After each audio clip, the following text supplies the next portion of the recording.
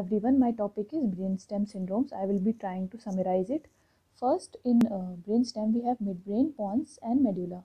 Midbrain cranial nerves are 3 and 4. Pons, we have 5, 6, 7, 8. And in medulla, we have 9, 10, and 11, 12. Factor of 12. So, what is the factor of 12? So, in medial brainstem syndromes, just remember the factor of 12 cranial nerves like 3, 4, and 6, 12. These are involved in the medial brainstem syndrome. So these are 3, 4, 6, 12. So now we have to know that what are the structures which are medial and what are the structures that are lateral. After that only we will be able to differentiate. So medial structures, if we talk about, so just remember M. With M we have motor, so corticospinal tract is medial. M for medial lemniscus, it is involved in the vibration and proprioception, so this is a dorsal column. And then we have MLF, medial longitudinofasciculus, and motor cranial nerves are medial, so that is which I told, factor of 12, 3, 4, 6 and 12. And these are 3, 4, 6 are involved in the ocular movement and 12 is for tongue movement. So these are purely motor, this can be motor function. Okay, now we have lateral. So these laterals, remember the word S, the letter S. So S, we have spinothalamic tract involved in pain and temperature. Sympathetic fibers, so we will get Horner syndrome because of sympathetic fibers. And spinocerebellar tract and cerebellar peduncle. So these are cranial nerve number which are lateral is fifth. So remember, cranial nerve which is lateral is fifth. Okay, so and we will see that fifth is everywhere, so it does not have any specificity. A quick discussion about all the arteries which are involved. So see, we have this anterior spinal artery, we have vertebral artery, and this is pica. And so pica will be going to the medulla. Now we have here basilar artery and we have ica. This ica will be going to the pons. Then we go above, we have superior cerebellar artery and posterior cerebral artery. These both will go to the midbrain. So remember that the posterior cerebral artery ये बीच में से आ रही है, so midbrain medial brainstem syndromes will have posterior cerebral artery, and lateral brainstem syndrome will have one additional, that is posterior cerebral and superior cerebellar artery. Now if we talk about pons, so in pons we have in medially we have basilar artery in medial brainstem syndrome of pons, and lateral brainstem syndrome we will get ica. Okay, now if we talk about medulla, so medulla, if we talk about medial, we have vertebral artery and anterior spinal artery. See, vertebral artery, anterior spinal artery. And laterally for medulla, we have pica. Let's talk about the brainstem syndromes. So first we talk about midbrain. So we know that PCA and superior cerebral arteries are the arteries. Now we talk about, these are the medial ones and these are the lateral ones. So in midbrain we don't have medial lateral. We have to remember specific some important names. First is Weber syndrome. So it has a medial predisposition and PCA supplies the area which is affected here. So what were the structures involved in medial? See, motor, it was M for medial, M for motor, so corticospinal tract. So contralateral hemiplegia can occur. Then we can have third cranial nerve. So third cranial nerve was medial, factor of 12. So we have ptosis, down and out pupil, dilated and fixed pupil, and down and out eye.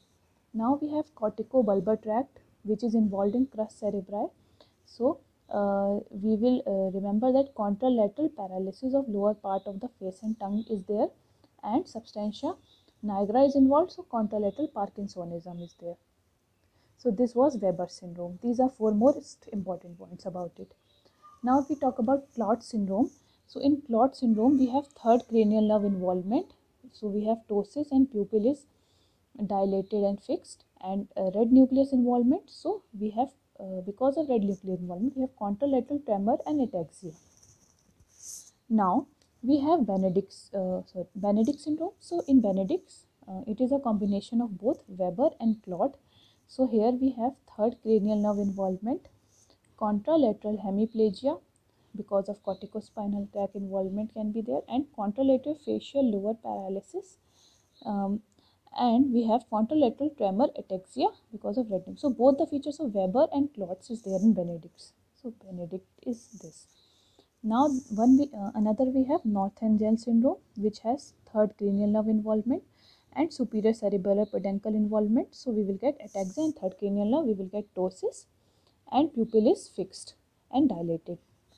Last midbrain syndrome I want to talk about is Perinaut syndrome. So here we have involvement of the collicular.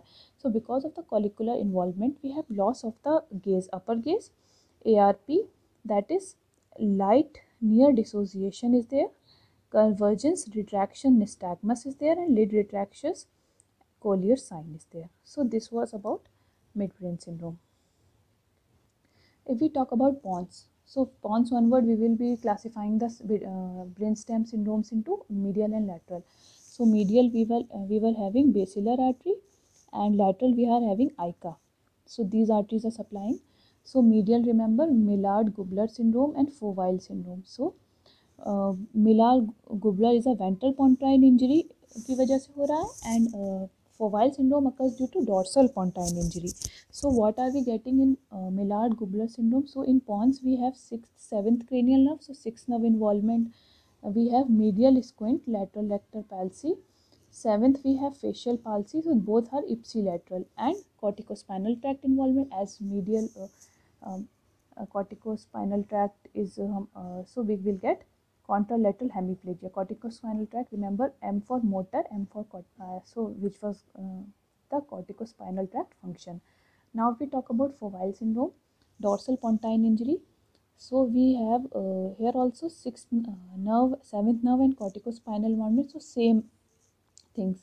But here one thing is important. See, in Foville syndrome we get lateral gaze palsy. So we can differentiate Millard-Gubler by Foville by lateral gaze palsy, which is only present in Foville. Now other additional features we can see is medial lemniscus involvement. So we have contralateral loss of position and vibration sense because of medial lemniscus. As we know, medial lemniscus is medial.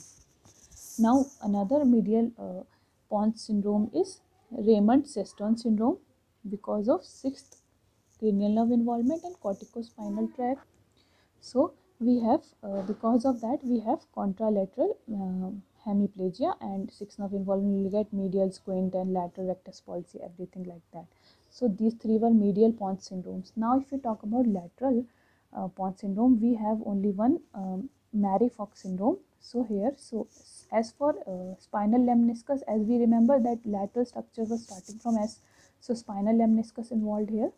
There is contralateral loss of pain and temperature sensation over the body because of spinal lemniscus involvement, and we have middle cerebral peduncle involvement leading to ataxia.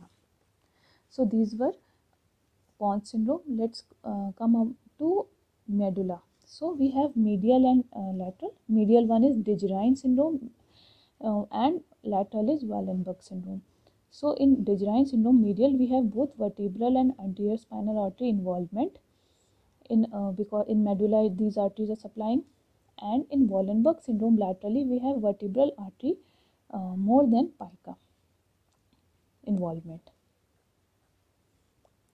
Now if we talk about the pyramid, the structures involved in Dejerine syndrome, we have pyramid involvement, medial lemniscus involvement and hypoglossal nerve involvement. Pyramid involvement, that is contralateral hemiplegia, corticospinal tract involved. Medial lemniscus, we have contralateral loss of position and vibration sense, and in hypoglossal nerve involvement we have ipsilateral paralysis of atrophy of half of the tongue.